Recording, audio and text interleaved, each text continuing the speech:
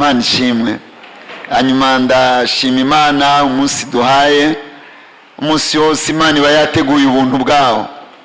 Ku munsi Imana irafise ikintu cyayo iba yateguye. Imana ishimwe cyane. Shaka kubabwira ikintu kivuga iyo Imana ikubwiye ngo nzobana nawe.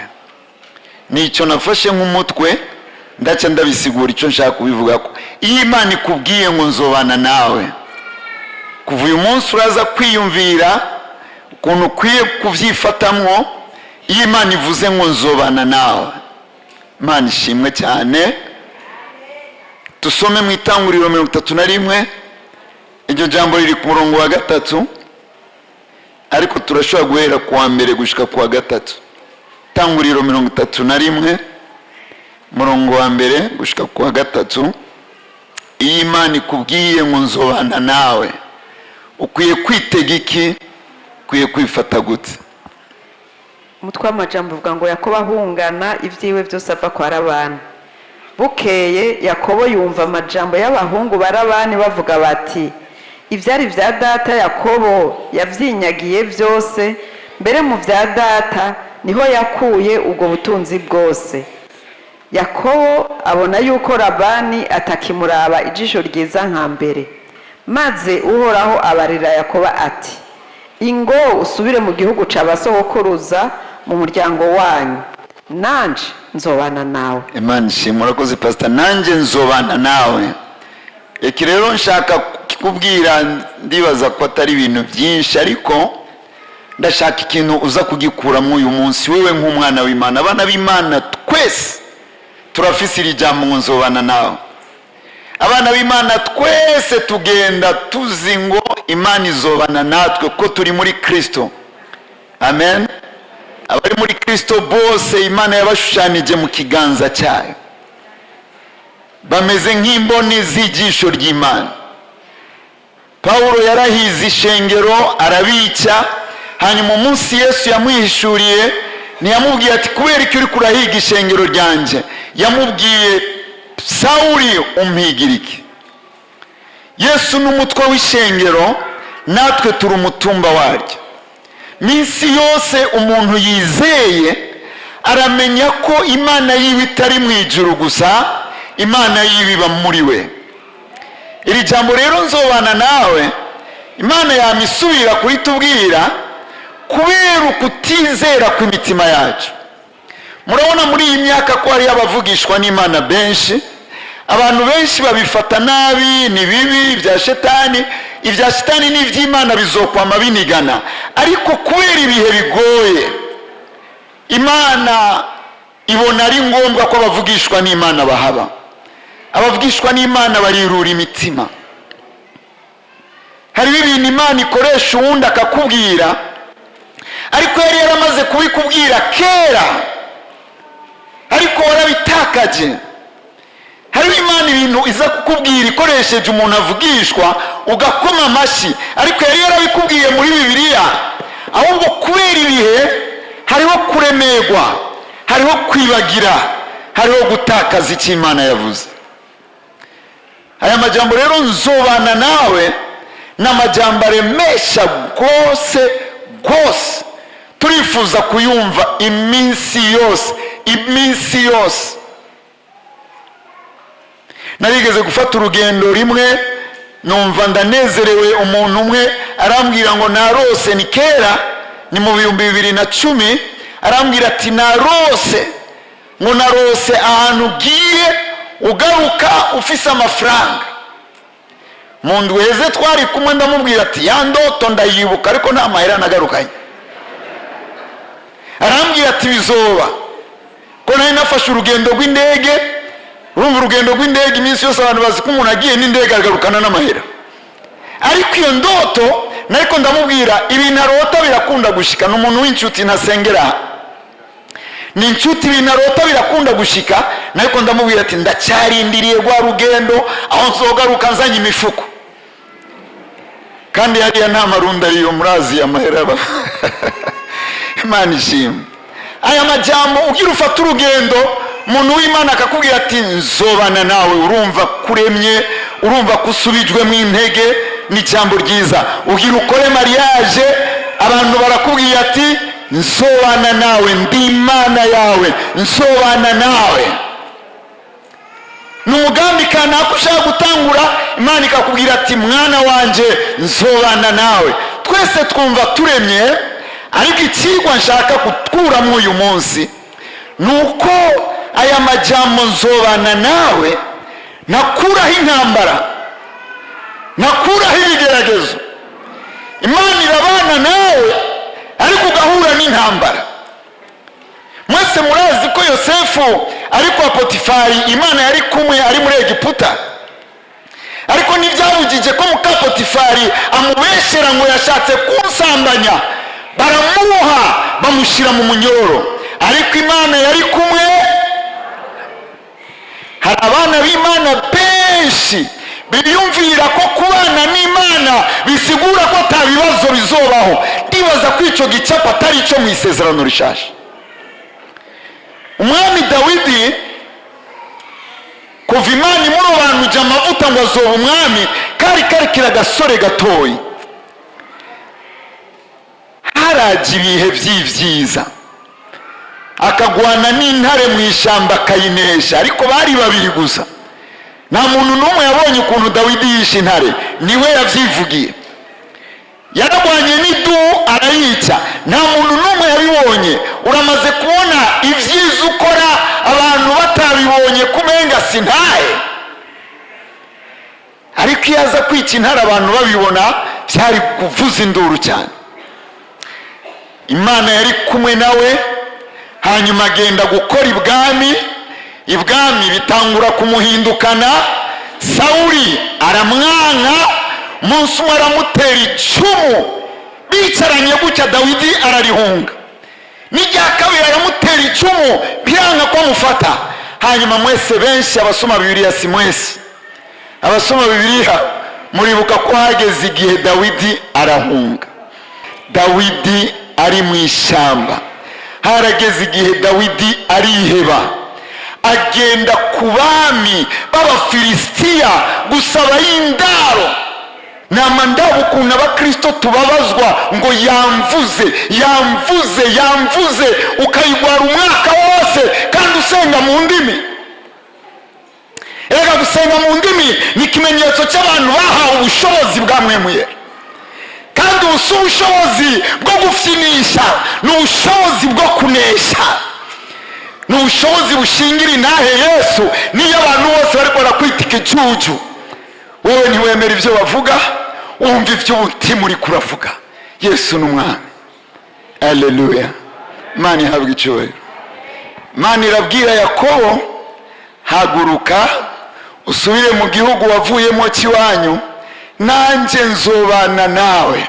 nzobana nawe, sinshaka kuguteza ubwoba ngo nzobana nawe, shatse kukubwira ko nzobana nawe nikuraho ibyago. kandi ndabizi ko abakristo benshi batinya ibigeragezo.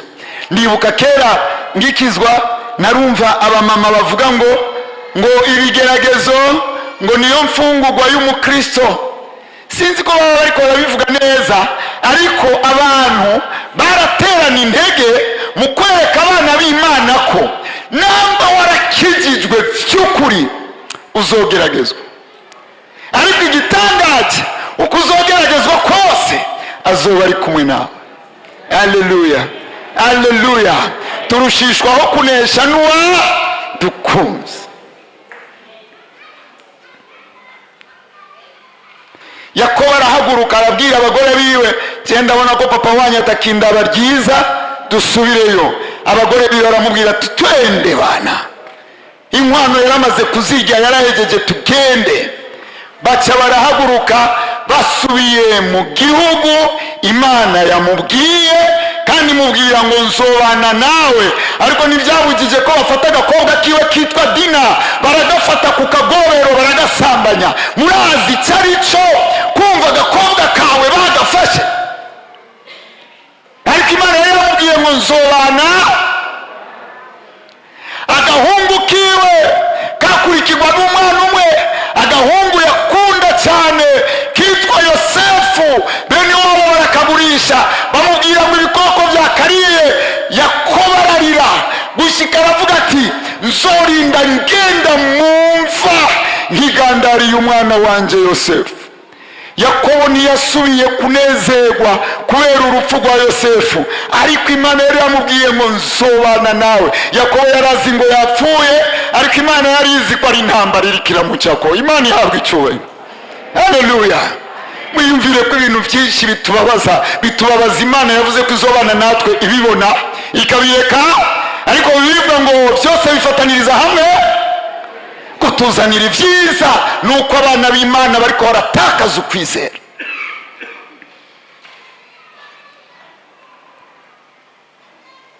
Abana b'Imana baratakaza ukwizera.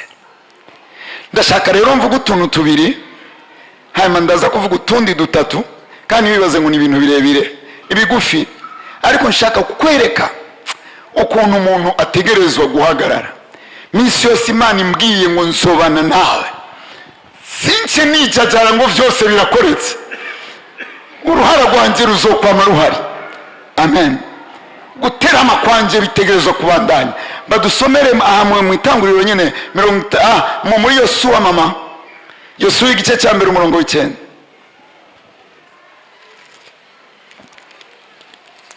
Yosuwa igice cya mbere umurongo w'9 havuga ngo none si jewe ndakwibaririye ntishika mushira ubwoba, nuko ntutinye ntucike ivutu, kuko jewe Uhoraho Imana yawe ndi kumwe nawe aho uzoja hose.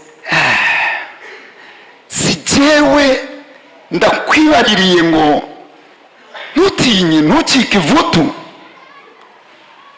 Amen. Nta bantu Imana irabwira ayo majambo. Twebwe dukunda guteramira ngaha, nta bantu Imana ihora ibwira ati ndi kumwe nawe.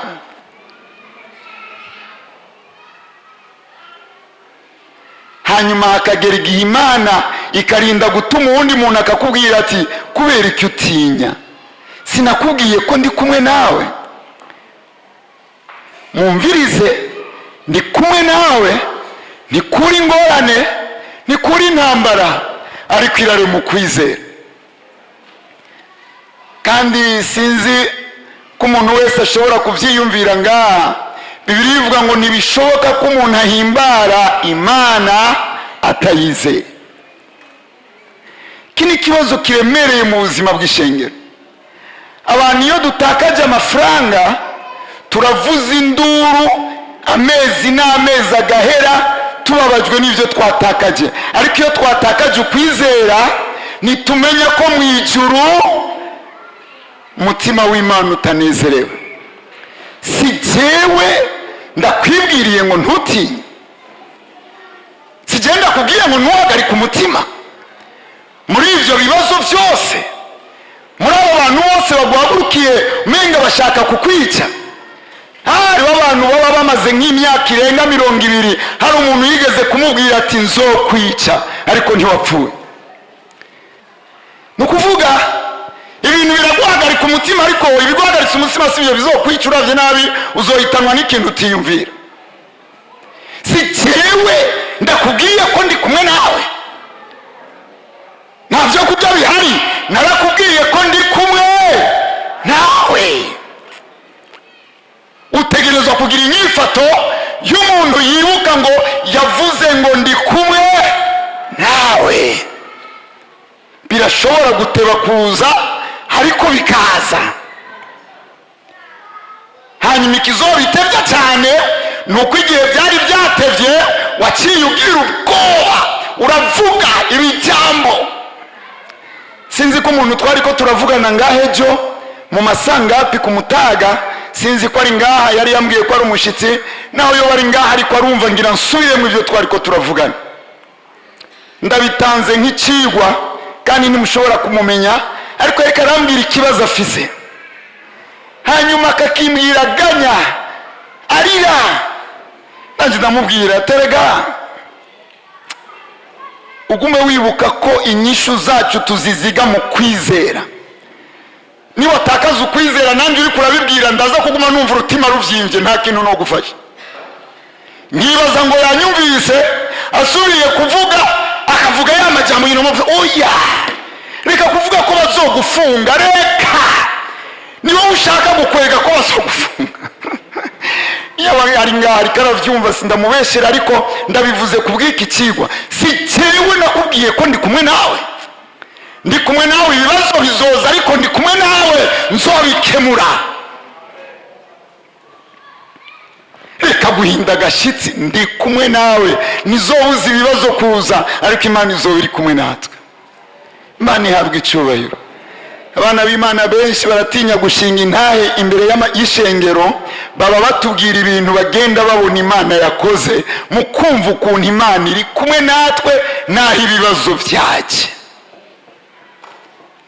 Ikintu rero nashaka muri iri jambo dusomye ni ikintu cyitwa kwibagira kw'Imana yakubwiye. Kwibagira kw'Imana yakubwiye, ibi bintu birateje abantu benshi kurira. Mu ndabire Yakobo pastor 32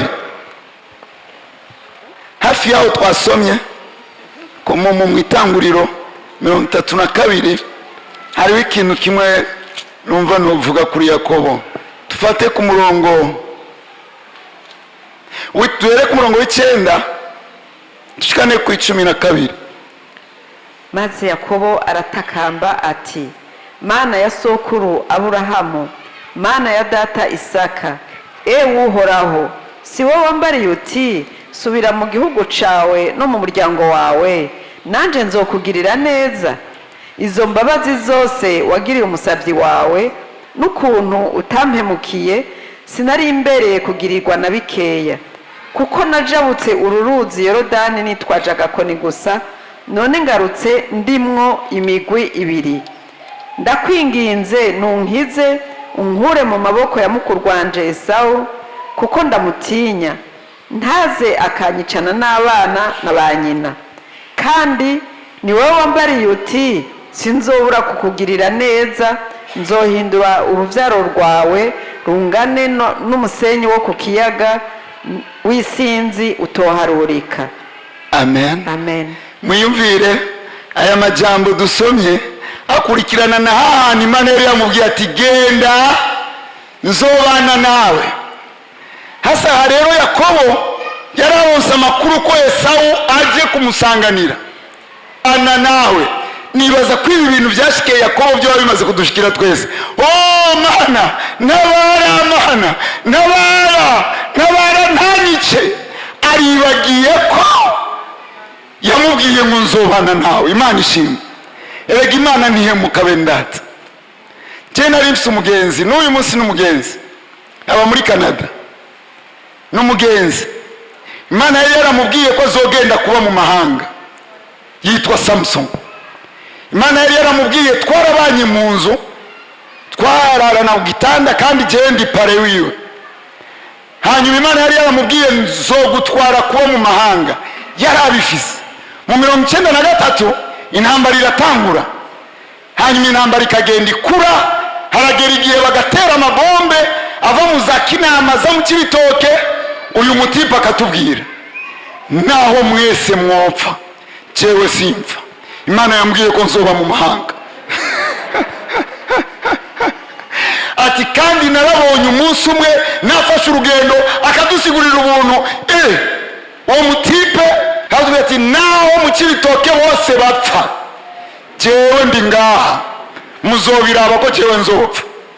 Erega amaze imyaka irenga 20 muri Canada. Mu bisanzwe Imana hari aho umuntu yibagira icyo yavuze, kandi iyo umuntu yibagiye icyo Imana yavuze niho ubona amarira atanguye kuza. Imana irabona ko mu kwezi kuza izokora ibyo yavuze, ariko ukwezi kuri imbere yako hari amarira menshi, hari ukwidoga gushikaho ibiriko birakuva mu kanwa bizotuma no mu kwezi kuza bisubira gucererwa. Iyi ni intambara yo kwizera. Minsi yose wibagiye icyo Imana iri kiravuga. Nicyo gituma Yesu yavuze ngo ababaye intama zanje bumva ijwi ryanje. Ikintu gikomeza abana b'Imana ni icyo Imana iri kirababwira. N'abantu muhora mwumva mu mvugo z'abarundi bakubwira ngo nta gishasha, abandi nabo ngo nta makuru mashasha. Iyi ni imvugo y'abantu, ariko umwana w'Imana yategezwa kugenda n'ijambo rishasha. Ndi kumwe nawe. Akajambo kagufi kakubwira ngo ntutinye, kuvuga urinze ubwirwa ngo ntutinye, witegure kuza guhura n'ibintu biteye ubwoba, hanyuma ukwizera kwawe guhagarare, uvuga uti Imana yambwiye ngo sintinye. Haleluya. Hari ahantu ngaha muri Bibiliya umuntu yavuze ngo wa musozi we uri iki imbere y'umukozi w'Imana Zorubabeli, wowe uri iki wewe?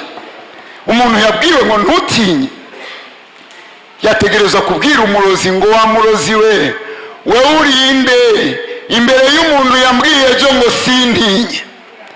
Shetani ntatinya amajambo, ariko atinya ukwizera kure kw'ijambo. Jambo ryose rizanye no kwizera rirakomeretsa Shetani. Kandi namba hari ikintu cyatakaye, abana b'Imana ntibafise ijambo ryo kwizera. Uzokumva ushake uramutse umwana w'Imana uramuhaye ukuboko, bite ni sawa, amakuru wapire kashare kurazi ivyo nyokuru atugize. Bityo yose hari amajambo y'ibiriyo, amajambo y'imanza z'amatongo, amajambo hariho abandi bantu batagenda bavuga ivyo Shetani akora, bavuga ivyo Yesu ariko arababwira. Haleluya. Aba nibo bagabo Yesu ariko arashaka. Ndi kumwe nawe. Haleluya. Narigeze kugenda i Nairobi kera, hanyuma mvuye i Nairobi baranyiba ivarizi yose nari mfise, barayiba impuzu zanje zose bariba, ibintu byanje byose bariba, ariko Imana yari yambwiye ko izojana nanje ngaruka maramara. Natashe uyu abona mvuye ku rugendo mfise agasashe, abandi bazana amasakoshi y'amapine, cyewe mfise agasashe, yaratswe kurira.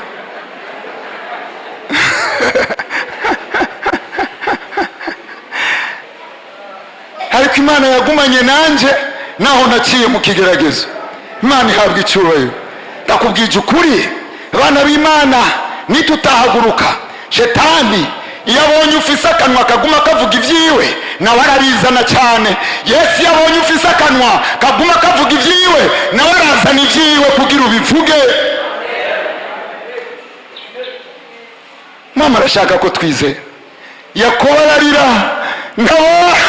ndabara mukuru wanje ntanyice. Hari igihe wifuza ko Imana ikuremesha ikinumira, hanyuma ukaguma widoga ngo baguma bavugishwa ku bandi, jewe ntibamvugishwa ko. Nta matwi ufise, barakubwiye ntiwumva.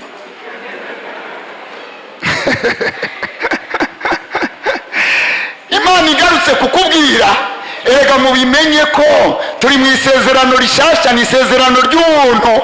Imana ntiyerekana uburake bwayo, ariko abikunda irabakangira, abikunda irabakankamira. Kera nahora nsenga nabuze ijwi ry'Imana, nkayibwira Mana basi pfumu ntukamana, pfumu ishwanira basi, ariko aba ari wowe wishwaniye. Haleluya. Abana b'Imana barashaka kumva ikivuga. Ishaka ikubwira ati mwana wanje wampemukiye, wambabaje, kubera ikubwiye ibwira abakunzi, niwihana birahera. Imana ihabwa icyubahiro. Hari ikintu cya kabiri nacyo nshaka kuvuga. Icya mbere, niwibagire ikintu Imana ivuga. Kandi murabizi abana b'Imana benshi baratakaza ibyo Imana yavuze. Imana yarakubwiye ko izoguha, nk'ujewe Imana irafise ibintu yambwiriye ngaha, benshi mwarumva abandi si yo mwari muri, sinzi naho mwari muri, ariko Imana yarambwiriye ibintu ngaha. Kandi ubu rero niyo jewe nabuze bisi muri ville, hari igihe nitahira n'amaguru, kandi singira isoni ngo abantu barambona ngenda n'amaguru. Ndafise umwana akunda kumbwira ngo papa, ngo apana, ngo ariko ngo ngure kuri pasiteri ntagenda n'amaguru. Hasa rero iyo mvuye muri ville n'amaguru nguma nibuka ko hari icyo Imana yavuze. Urazi iyo umuntu akubonye akagukengera, ariko mu myaka 2 uzoba ufise icyubahiro azokubaha. Hanyuma yumvira uyu munsi umuntu ariko arakubona utumura imodoka, ariko kumure mu myaka 2 uzoba uri kuri taxi vero, uzovyifatamwo gute? Nico gituma udakwiye gutinya ivy'ubu nyene, ahubwo ukwiye gutinya ivy'Imana iriko iravuga imbere. Kandi ubuzima ubayemo bukubwira ibizobejo, ubuzima ufise bukubwira ibizobejo. Amen. Nibaza ko byumvikana bendata. Imana irashaka ko duhagarara ku kintu. Ni Imana y'ubushobozi, ni Imana itabesha, ni Imana itazi guhemuka. Ariko ikorana gute? Isi y'imhemu ntiza utujambo, isi y'imhemu ntiza amarira, isi y'imhemu ntiza imyidogo, isi y'imhemu izi ikintu cyitwa kwizera. Kandi abantu bizera bavuga ibisa n'ivyo bizeye. Ndibuka mu mwaka w'ibihumbi 2001 na 2002 gushika mu 2004 na 2005 nariko ndiga mu ishure rimwe i Kigali.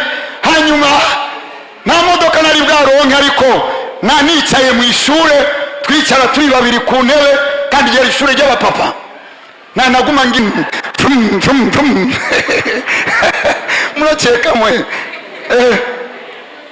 kandi byari byamaze kunza mu mutima. Ahantu hose narashiramo icyambere, cya kabiri nkashiramo. Hanyuma nkabibwira abatipati y'abana, jewe numva imodoka ira. Hanyuma umunsi umwe nagiye kuvuga ubutumwa ahantu, mpejeje kuvuga ubutumwa, umugabo umwe aravuga ati yabona jewe numva biriko biracana mu nda, Imana imbwiye ngo ndakugabira ijya modoka leta chapiri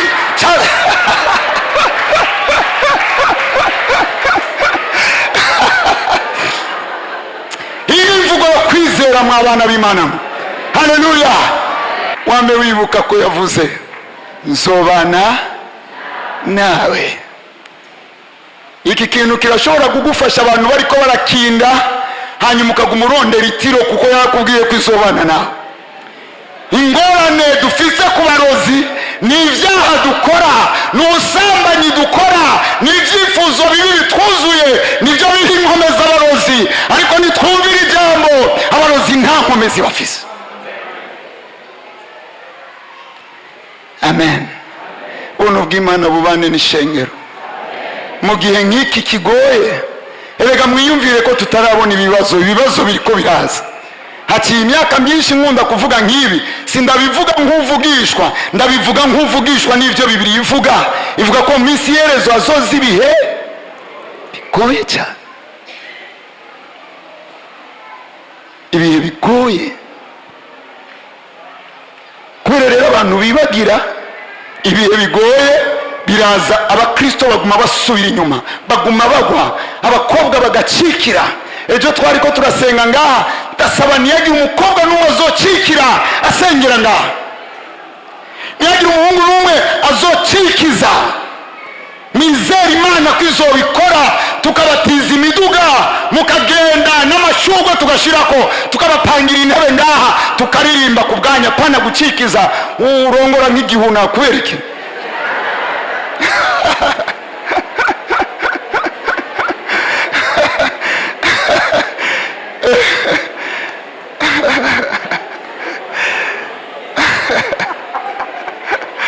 Mimi nakwambia tuzobaha imiduga, kandi nawe urashobora kuzoba wanayiguze, ariko utarayigura. Izi modoka zacu zose ni izawe, nuko mwanka kwizera. Wiga ukuntu watura, nigiye gusaba umugenzi, ugende watura nk'ufise Imana. Haleluya. Ugende watura nk'ufise Imana. Imana ihabwe icyubahiro. Ndashaka dusome ahandi, Pastor Nchameza. Natevye sinabishaka. Pastor nsomera muri Yesaya 43 ku murongo wa 3 gusa. Yesaya 43 umurongo wa 3 uvuga ngo, kuko jewe nduhoraho Imana yawe, uwera wa Isirayeli, umukiza wawe. Nagutangiye Egiputa kw'incungu, Etiyopiya na Seba nahahevye ku bwawe. Amen. Nsomera ahantu bavuga niwaca mu muriro naho nyene hafi. Wa kabiri. Ni wa kabiri. Niwaca mu mazi nzoba ndi kumwe nawe, no mu nzuzi ntizizokurengera. Niwaca no mu muriro ntuzosha, kandi n'urubeya ntirizoguturira. Imana ihabwa icyubahiro.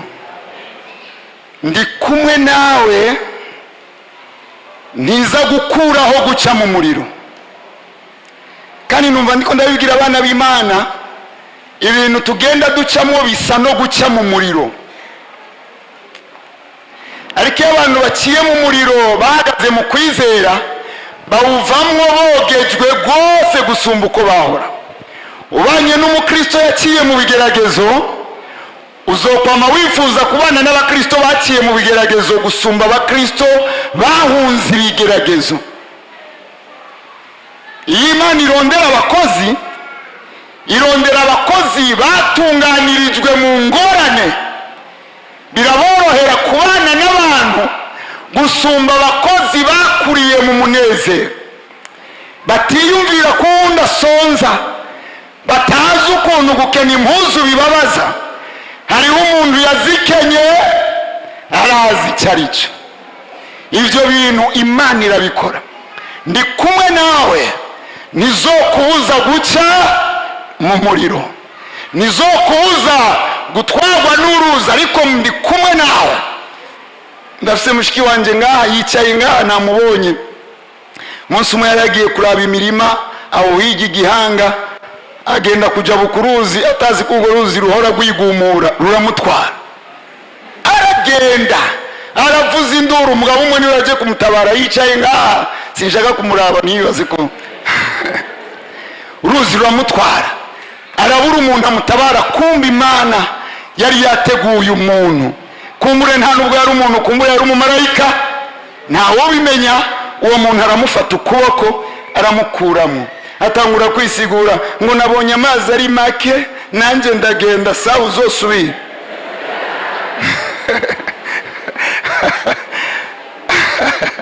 Turicaranye ngaha, naho uhuye n'icyo kibazo wiyumvire ko gutwarwa n'amazi ni nko guhura n'ikigeragezo kikakurusha inguvu, abantu bakaza kugutabara watanguye guheba gusenga, hanyuma umuntu akaza akaguti nibiki gafrere sha jewe vraiment maze amezi 2 ndi muri bati ingo garuka ndakwereke. Arakurokoye, ariko amazi yari yagutwaye, wari wagiye, ariko Imana yari yarabivuze ngo ndi kumwe nawe, ntutinye, ntugire ubwoba. Iyi mvugo iragoye rwose uri mu bibazo kubwira abantu ati ndazi ko Imana ibizi ibi bintu, ndazi kubizi.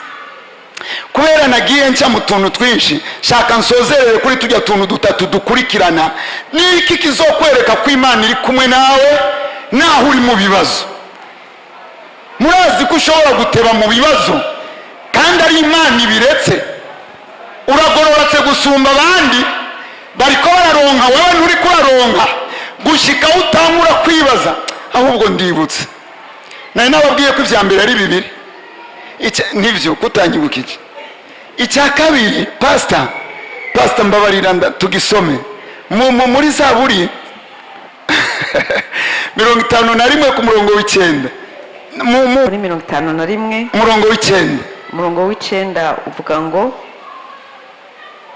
wirengagize ibyaha byanje, usibanganye ibigabitanyo byanje byose. Amen.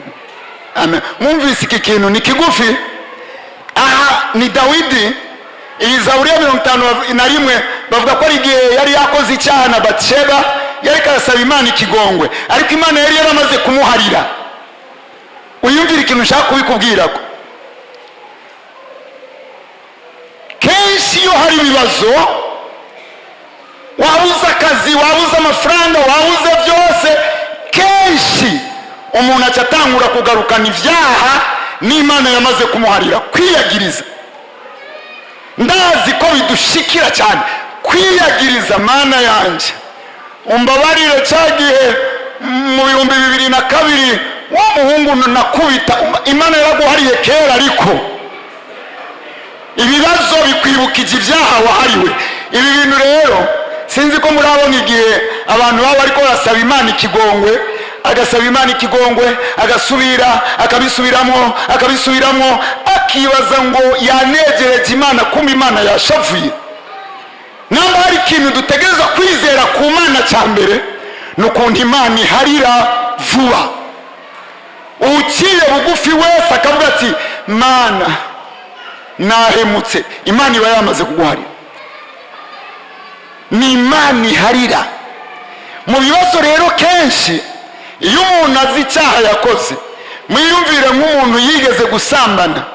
Bibiliya ivuga muri Zaburi ngo gusambana ni icyaha gifise uruguma, n'uruguma cyane cyane ku wakijijwe.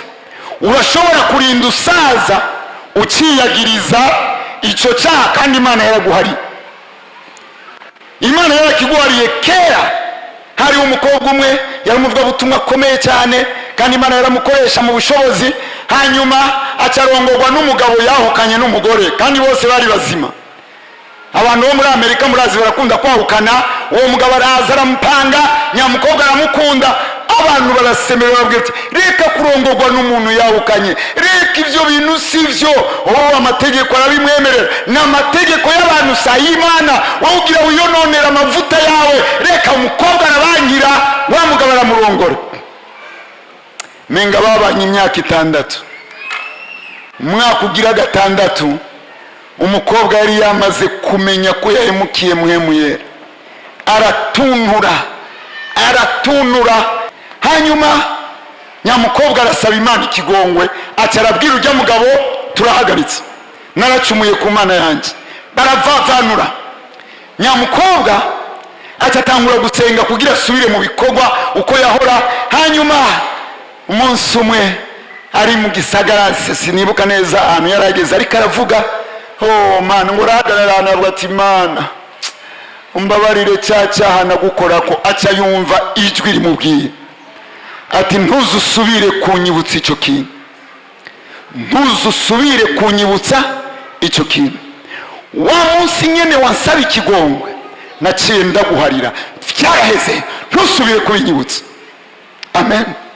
Namwe ndabibabwiye kuko kwiyagiriza nako kuragusambura gusumba gucumura. Iyo wiyagiriza ibyaha Imana yaguhariye, uri kurabwira Imana ko idaharira kandi nayo ibizi ko yaguhariye. Umuntu wese apfukamye agasaba ikigongo ataburyarya, atiteguye ko asubira, Imana ibimuhariye biba biheze. Haleluya. Ibi bintu rero umuntu wese afise ingorane acabona ko ari kubera ibyaha. Hariho n'abagororotsi bafise ingorane batigeze bakora ibyaha, ariko ingorane barimo zirasumba izo wowe urimo warakoze ibyaha, kuko ari ibihe umuntu akwiye gucamo. Imana ishimwe. Niki kizogufasha kumenya ko Imana iri kumwe nawe? Ikintu cya mbere kizogufasha nuko ibi bintu byose uko biza bigasuriranya, uguma wumva ufise ikintu cy'impore mu mutima. Murazi cyari cy'impore bene data? Impore ni ikintu kiguha indirimbo kandi ibintu byasuriranije. Abantu bariko baragutuka ariko ukumva umenga haraje indirimbo, umenga woririmba. Iyi mpore ni ikimenyetso cy'uko Imana iri kirakubwira ndi kumwe nawe, naho bisa nabi ndi kumwe. Ikindi kintu nuko iki nacyo kirakomeye, uko biba bimeze kose, kubera ari ibihe uzobandanya gusenga, ntivyanka gusenga. Abantu benshi biranga ko basenga rwose, kuko ibintu barimo nibo bugururiye umuryango Shetani arabakubita. Ariko ari ikintu Imana iretse, Imana iraguha ubushobozi bwo kubandanya gusenga. Kuko mu buzima bw'impwemu iyo umwana w'Imana atagisenga abapfuye. Kandi amaze iminsi ndabyibutsa abantu, ntuzukinishe vyanse gusenga. Umunsi umwe biranze, ushatse gusenga mu minota 2 urabuze ivyo uvuga. Ejo ushatse gusenga mu minota 2 urabuze icyo uvuga. Hirya y'ejo rondera muganga, rondera pasiteri, rondera umukozi w'Imana wese w'umwizigirwa, mwicarane araza kugufasha kumenya aho wugururiye Shetani akakuboha. Kuva umunsi dukijijwe tuba duhawe ubuzima nk'ubwa Yesu bushobora gusenga iminsi yose amasaha menshi. niyo umuntu ataramenya gusenga aguma yumva ashaka gusenga, aguma ashaka gusenga. N'ubuzima si imitwaro ituma dusenga. Ikintu cya nyuma nuko naho ibyo bintu byose bisuriranye bikaza bikagukubita, cyane cyane burya ikintu kibabaza, ikintu gikunda kubabaza niyo abantu bariko barakuvuga, ugasanga bakubesheye ko basambanye ariko abantu bavyemeye bavyakiriye ati nivyo, kwanza ndamuravye ukuntu ameze biraboneka yabikoze, ukumva ugira uturike. Hariho umugenzi twasengana ngaha,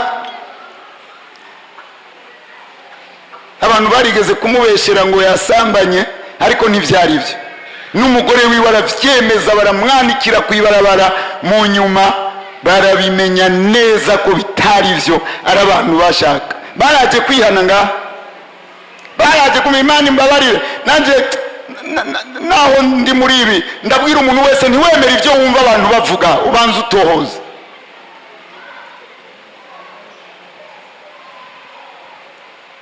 Manishi ndashaka ko ishengero ryiga ubuzima bwo kwizera, uko umwana w'Imana yifata mu bigeragezo, yifate nk'umuntu azi ko afise Imana kandi avyemanga ati jewe ndafise Imana. Uzigama amahoro yawe, apana kwemera ko ikintu cyose kigutwara amahoro. Protokolo agufashe nabi agutwaye amahoro, ayo mahoro na mahoro nyabaki. Protokolo agutwaye gusa, kumana amahoro yawe yakumane. Ayo mahoro azogufasha gusenga, azogufasha kuririmba. Imana ihabwe icyubahiro. Kandi ndahejeje mu izina rya Yesu, mwugara amaso meza. Amen.